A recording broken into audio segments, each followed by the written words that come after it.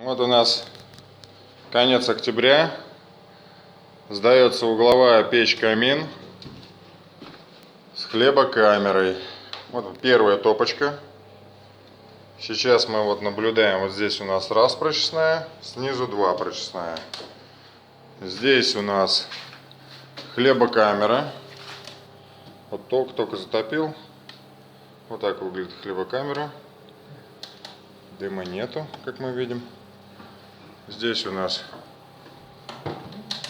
гарантийная табличка. Здесь у нас тоже прочесные. Как видим, швы все идеально ровные.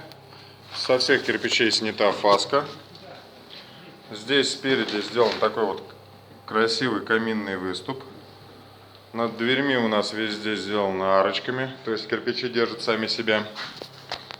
Двери, как и везде, закреплены на нержавейку и болты. Все проложено базальтом, то есть в будущем это все не растрескается. Все это вот удобненько. Вот что у нас тут с топочкой. Вот первая затопка пошла буквально. Поддувало чуть-чуть открыто. Вот здесь, видите, это как бы такое навесом сделано, чтобы визуально улучшить печь. Сделано вот так вот навесиком. Ну вот горит это все очень весело. Тяга обалденная в абсолютно сырой печи. Вот, сейчас попробуем открыть дверцу. Чтобы открыть дверцу, нужно закрыть поддувало. Закрываем поддувало, открываем дверцу. Вот так вот аккуратненько. Ну вот, все весело горит, даже с открытой топочкой.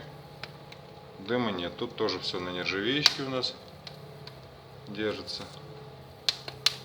Дым поступает туда, куда надо, в дом не летит. Ну, в общем-то, вот так вот. Заказывайте, мой мастер печь. И тверские мастера сделают вам в любой центральной части России очень хорошего качества и недорогую печь. Так, не забываем порядкать поддувальца. Вот раз. Сразу весело начинает гореть у нас.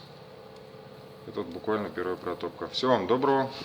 Ставьте лайки, кому понравилось. И заказывайте.